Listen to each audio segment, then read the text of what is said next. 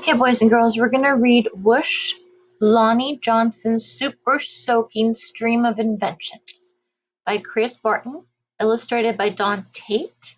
And the book number, boys and girls, for Reading Renaissance is number 1814221. The book level is a 4.7, and it is worth 0.5 points, boys and girls, half a point. All right, here we go. Whoosh! Every day brought a challenge for young Lonnie Johnson, the challenge of finding space for his stuff. 6 Johnson kids were squeezed into their parents' small house in Mobile, Alabama. Lonnie would have loved a workshop of his own, but there just wasn't room. There was nowhere to keep his rocket kits.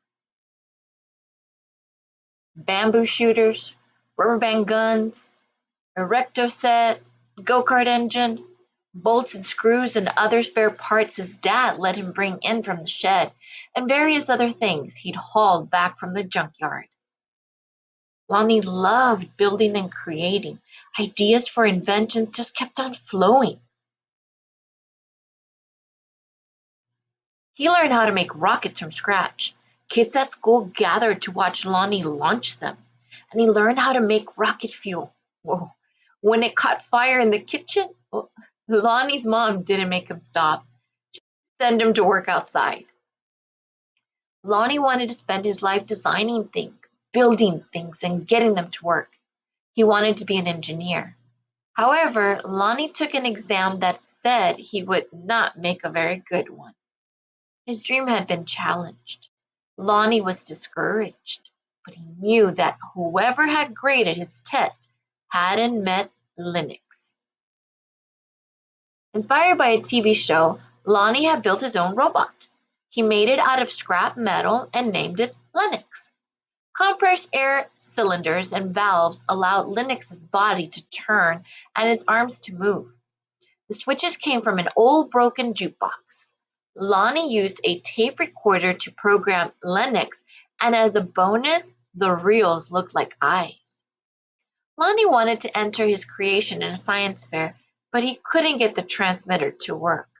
Without it, Lonnie couldn't send commands to Linux. Science fairs came and went.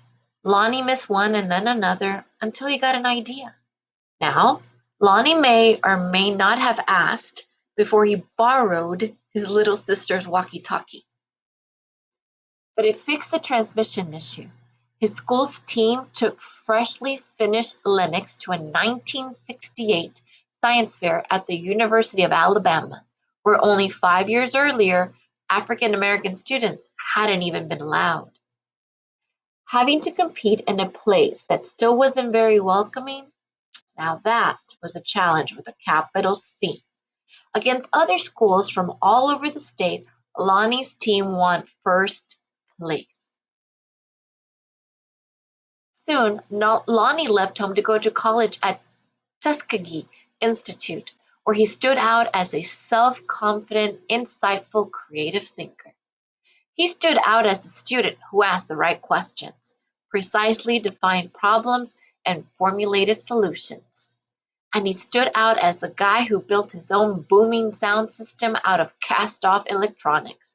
He even had lights that flashed in sync with the beat. Lonnie sometimes studied right in the middle of his own parties. The extra studying paid off. He became an engineer after graduation, and that took him beyond Alabama, way beyond. When NASA was sending an orbiter and probe called Galileo to Jupiter, the space agency needed to ensure a constant supply of power to the orbiter's computer memory. The engineer who had to figure out how to do it was Lonnie. His challenge was to come up with a lightweight backup system able to keep essential functions going in case the main power was lost. It wasn't easy. It wasn't obvious, but Lonnie found a solution. Some at NASA's Jet Propulsion Laboratory doubted his idea would work. Lonnie convinced them it would. He was right. As it photographed Jupiter and its moons, Galileo was supported by the power package that Lonnie designed. Much of what we know about Jupiter could have been at risk in a power failure if not for Lonnie. Galileo, low gain antenna, sun shields, thrusters, probe relay antenna, scan platform, plasma wave antenna, retropropulsion module, Jupiter probe. Ideas for other problems to solve just kept on flowing. They flowed whether Lonnie was working with hundreds of people at NASA or up late tinkering with his own inventions in, finally, his own workshop. Lonnie knew the world's millions of refrigerators and air conditioners needed a new cooling system, one that didn't use R12, a chemical that was bad for the environment. He had an idea for using water and air pressure instead. To test his idea, he made a pump and nozzle, connected them to the bathroom faucet, turned on the faucet, turned on the pump, and then whoosh! The stream that blasted across the bathroom was so powerful it created a curtain swirling breeze. It also gave Lonnie an idea for yet another invention. This, he thought, would make a great water gun.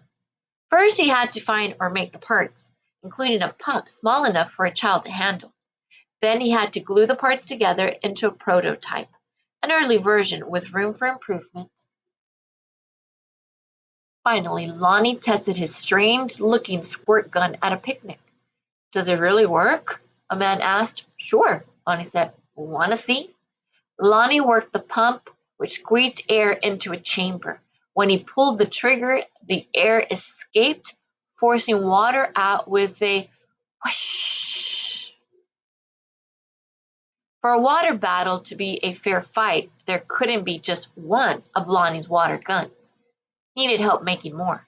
So he went to a toy company, after toy company, after toy company. No, no, no, no, no, no. The word no flowed again and again, but finally one company said yes. It planned to make his water gun.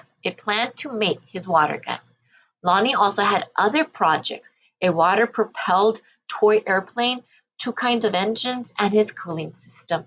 He found 4 investors to provide the money for turning his ideas into products people could buy. He made a leap of faith, quit his day job, and devoted himself to full-time inventing. But soon, each plan fell apart, even the one for the water gun. These things sometimes happen, but when they happen one after another to the same person, well, that's some pretty bad luck. Lonnie didn't have a job. He didn't have the money he'd been counting on. He and his family had to move out of their home and into a little apartment. He was angry and scared. But Lonnie had dealt with challenge all his life. He knew a lot about solving problems, and he still believed in his inventions, especially the water gun. Lonnie went looking for another toy company.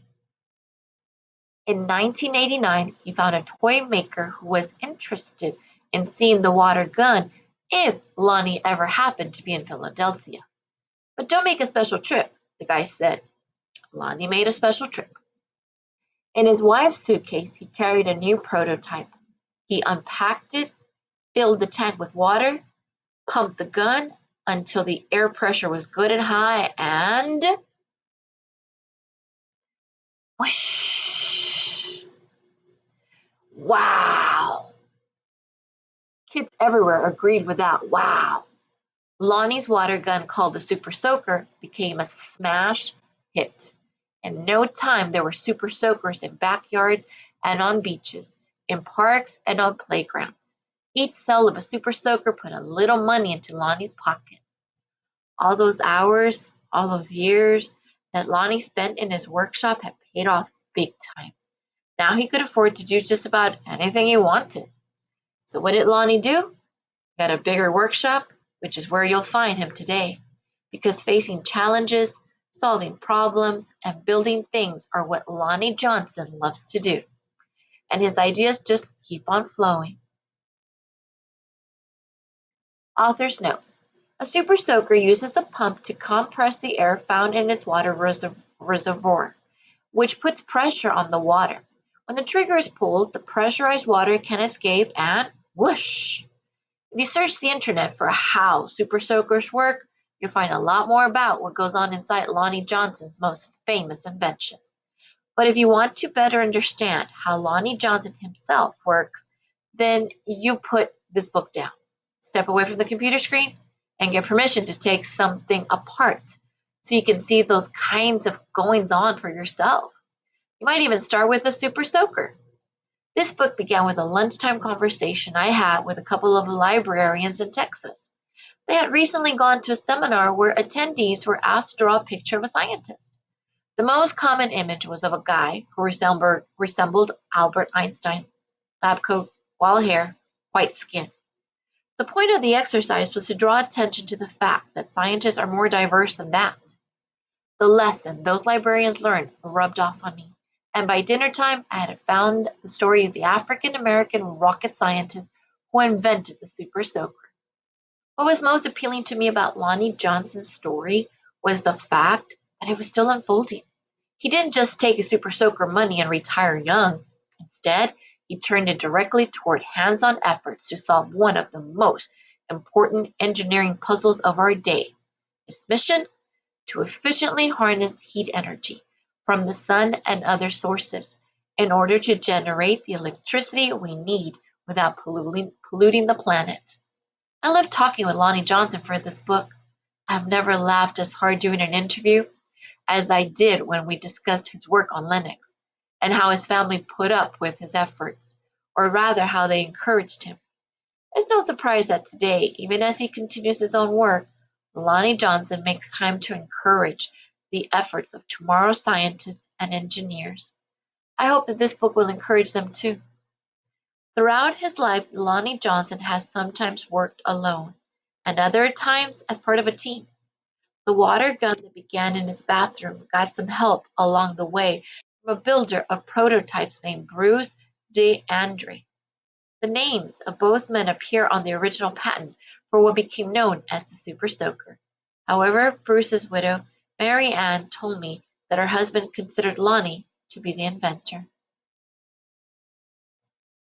Whoosh! Thank you, boys and girls.